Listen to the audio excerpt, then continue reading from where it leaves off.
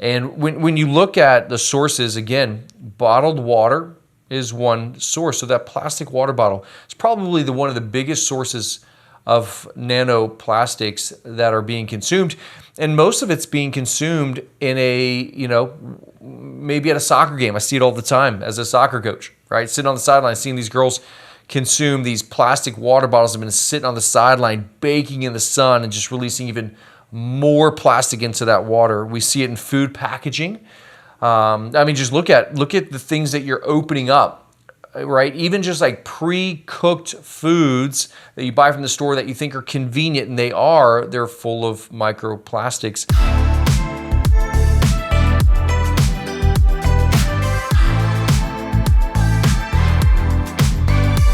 So let me ask you something. If I were to tell you that literally plastic has been found in the human body, the brain, and even the placenta, and there's studies that show the amount of plastic accumulation in your body within a week is equal to that of a credit card, what would you do about it?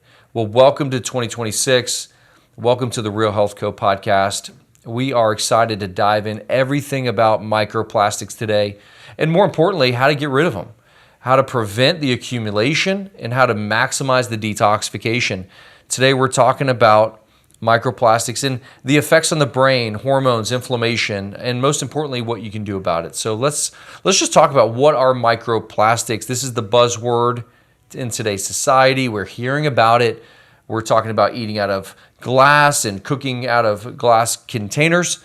We're talking about eating off of metal silverware instead of plastic silverware. Carrying around our Yeti instead of carrying around plastic water bottles. These are all great ways to reduce the accumulation of microplastics. But what are they? Microplastics are particles, plastic particles that are of a certain size, and that size is small enough specifically to actually cross certain barriers of the body that they're not meant to cross. So we call these nanoplastics or nanoparticles. It has to be within a certain size, less than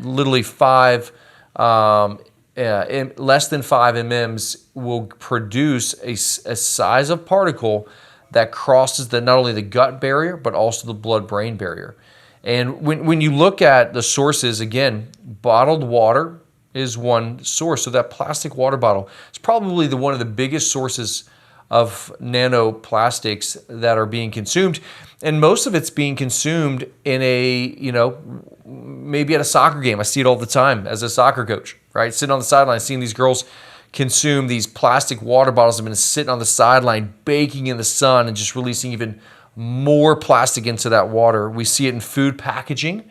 Just look at the things that you're opening up, right? Even just like pre-cooked foods that you buy from the store that you think are convenient, and they're full of microplastics. And then when we reheat items, even when we look at certain containers that we think are like a paper-based container, they're actually lined in plastics, microplastics.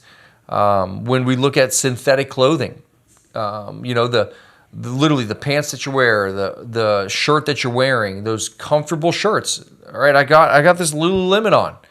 I've got these pants on. There is plastic in my clothing, and personal care products. We see a lot of plastic accumulation, and this isn't just environmental, it's internal exposure, daily cumulative effects. We call this bioaccumulation. We've been bioaccumulating plastic through the years and stockpiling it. And if the amount of plastic coming in the body is greater than the amount of plastic leaving the body, then we are in a surplus of plastic that's going to accumulate in the body. There was a study that was done.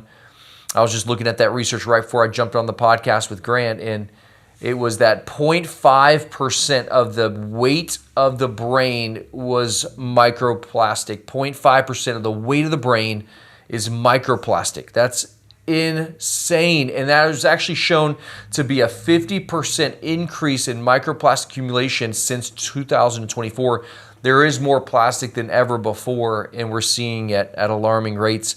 And, the question is how do we get it?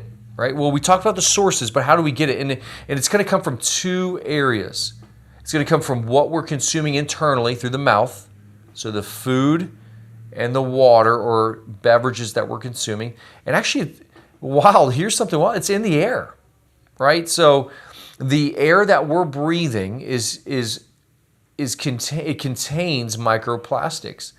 That's one of the reasons why in our bedroom at night we sleep with a HEPA air filter that's constantly cleaning out that air, because 1/3 of your life will be spent on the mattress you sleep on and in your bedroom. Just think about that for a second.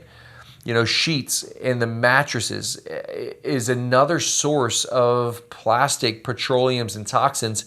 So you will definitely want to maximize your sleep. And then once it's inside the body, where does it go? Well, microplastics, nanoparticles, cross the gut barrier very easily. And then especially if you have GI symptoms, gut problems, you're gonna have an easier entryway to the blood.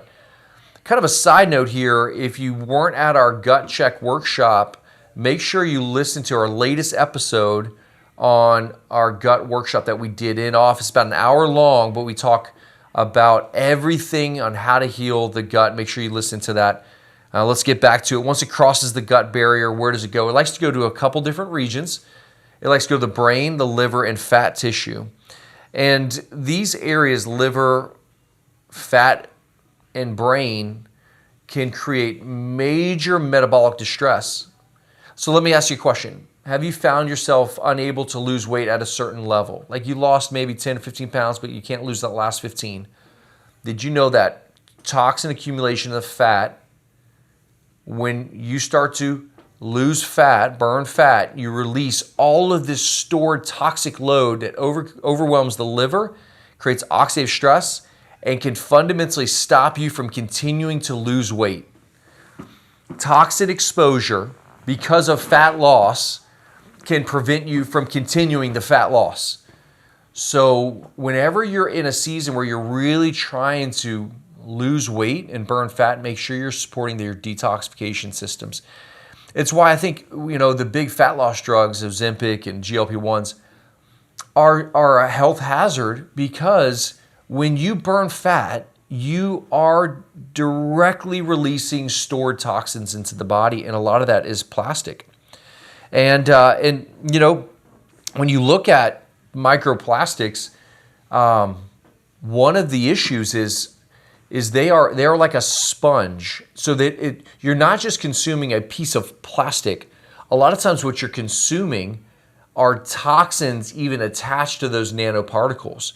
So they're toxic sponges. So BPA, for instance, and phthalates and heavy metals all attached to that nanoparticle that then goes to the liver or goes to the fat or goes to the brain tissue.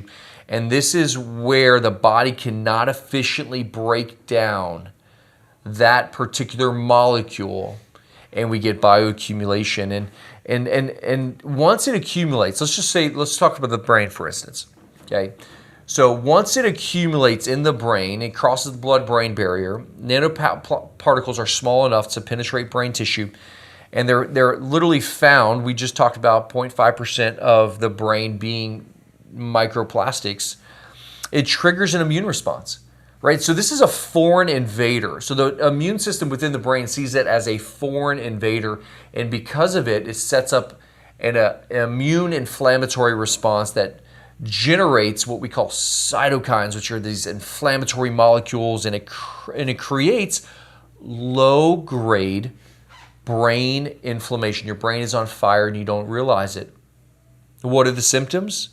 Brain fog, anxiety, and long-term exposure can lead to neurodegeneration.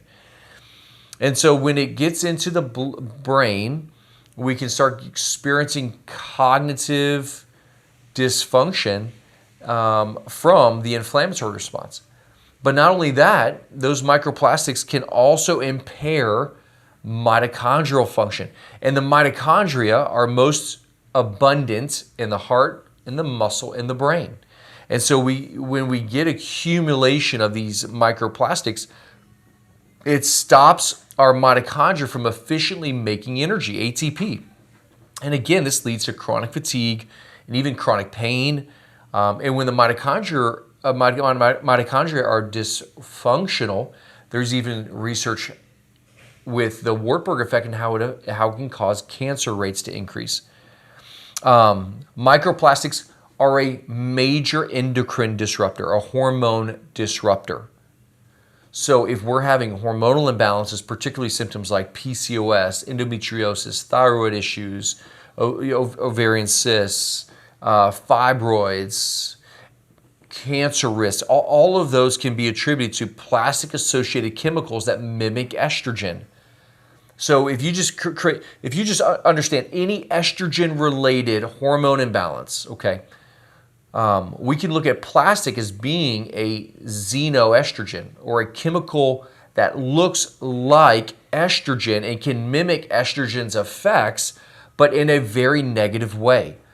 And what tissue in the body is estrogen sensitive or receptive? Breast tissue, uterine tissue, cervical tissue, ovarian tissue, and in males, prostate tissue. And we're seeing such a rise of enlarged prostates, prostate cancer, ovarian, cervical, breast cancer. And we can look at plastic as being a potential factor in these issues. When we see decreased focus, mood instability, brain fog, Alzheimer's, Parkinson's, cognitive decline, hormone disruption, low energy, the list goes on, right? Microplastic accumulation could be at the core. And so what do we do with it, right? What do we do to support our hormones, our metabolic health, our immune system, our inflammation, our gut, our brain? What can we actually do, right? So here's the value of today's podcast. You've learned what, you learned where it is. Now let's talk about what you can do about it, right? So here's some strategies. I'm going to give you 5 strategies to immediately start impacting the accumulation of microplastic in the body. Number 1, reduce the exposure. It's your biggest return on investment. So right away, you can start to reduce the exposure. How would I do it? I'd eliminate anything plastic that I'm drinking out of. So what do I go to? I go to glass or stainless steel, grade 18-8 stainless steel. That'd be my first recommendation. When it comes to reducing exposure, I'd also not have anything around the house that has like plastic container storage, right? I use Pyrex glass as my storage for food. And then water, you know, a lot of people are buying gallons of like drinking like purified water, thinking they're doing good. And although it may be potentially better than tap water, it's full of plastic, right? So make sure you get some type of water filtration system that's non-plastic. So we use a reverse osmosis machine. You can get a Berkey, which is a stainless steel filtration system, but you definitely want to filter your water and put it in a stainless steel or glass container, and that will be your primary source of drinking. Number 2, you want to support detoxification pathways. The number 1 supplement recommendation that I would have for detoxification of microplastics is glutathione. Glutathione is the mother of all antioxidants. It supports your mitochondria, your oxidative stress, your liver. I mean, you can go on and on, okay? Glutathione, you cannot consume it to increase your cellular levels of it. You have to be very particular with the type of glutathione. So if you want to know the type of glutathione I'd recommend, why don't you message us on Instagram? We'll send you a recommendation there and tell you exactly which one to get, because glutathione is now, just because it's popularized, there's tons of supplements on the market that are probably not raising your actual glutathione levels. Reach out to us. We'll tell you the exact one to get. Number 3, you need to, this is my favorite. So I do virtually every morning, okay? You ready for some low-hanging fruit? Sweat, or particularly a sauna. Sweating, when you sweat, they actually study sweat and show microplastics in your sweat. So sweating is one of the best forms of detoxification of microplastics. You need to be in a sauna sweating 3 days a week, 20-minute sessions. And this is one of the most effective strategies at reducing the bioaccumulation of heavy metals. Sauna is so effective in so many different ways. And who knows, maybe the modern human is benefiting from sauna to the extent, whether it's heart or brain or whatever, because of microplastic detoxification. Maybe that's where we're seeing some of these studies that are showing reduction of cardiovascular risks and cancers. It's a thought. So sauna okay, I don't have a sauna. What do I do? Well, it's about to be summer. It's going to be pretty hot, right? Sweat. Sweating in general is going to do it. Number 4, optimize the gut barrier. Optimize the gut barrier. I'm going to give you one thing that we talked about the gut check workshop. But again, go listen to that workshop, okay, that I just posted. But it is colostrum. Colostrum is one of the most effective ways to support the gut barrier and act as a binder to help with microplastic accumulation.